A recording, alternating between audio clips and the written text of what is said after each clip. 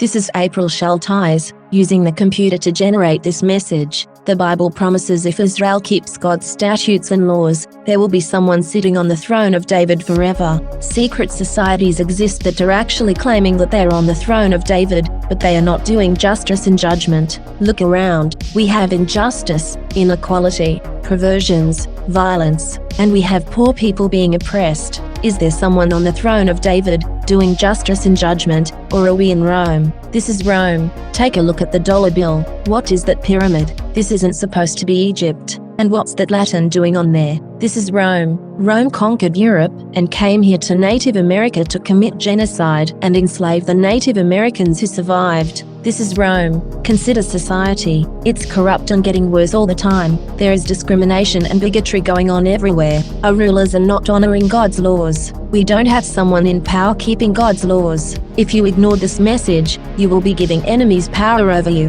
But they are vulnerable if you know they are there. You need to use exorcism. Do not have sex. Do not eat meat. Read the Bible. Respect all life. Exorcise these invaders. The Bible calls them demons. This is April Schulthies, using the computer to generate this message. There are basically two groups in the world, the godly and the ungodly. Which are you? This is April Schulthies, and I'm just a normal person. I knew nothing about all this, but I came under heavy attack when I tried to drive off a black occultist pretending to be the Lord on the astral plane. I was using scripture. That's it. I was just using scripture to pray against the wicked. I found I wasn't fighting off one individual who was practicing witchcraft, but I had major opposition. The group supporting my assailant grew bigger and bigger. In fact, it was very big and in power. They tried to destroy me, and they haven't stopped. Why on earth would I come under such attack when I knew nothing but the Bible? For one thing, my assailants didn't want me studying the second coming.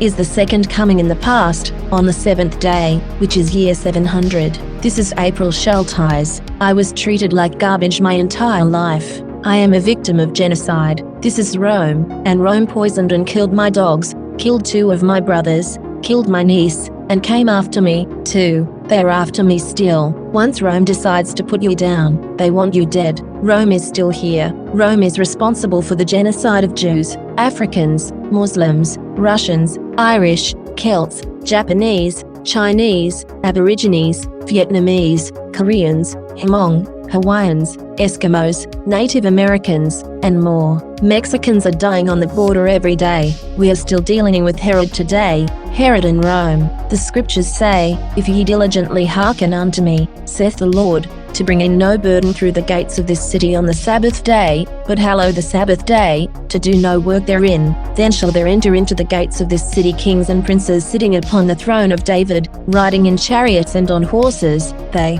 and their princes, the men of Judah, and the inhabitants of Jerusalem, and this city shall remain forever, and they shall come from the cities of Judah, and from the places about Jerusalem, and from the land of Benjamin, and from the plain, and from the mountains, and from the south, bringing burnt offerings, and sacrifices, and meat offerings, and incense, and bringing sacrifices of praise, unto the house of the Lord. But if ye will not hearken unto me to hallow the Sabbath day, and not to bear a burden, even entering in at the gates of Jerusalem on the Sabbath day, then will I kindle a fire in the gates thereof, and it shall devour the palaces of Jerusalem, and it shall not be quenched. Woe unto him that buildeth his house by unrighteousness. Shalt thou reign, because thou closest thyself in cedar? Judge the cause of the poor and needy. This is to know me, saith the Lord. But thine eyes and thine heart are not but for thy covetousness, and for to shed innocent blood, and for oppression, and for violence, to do it.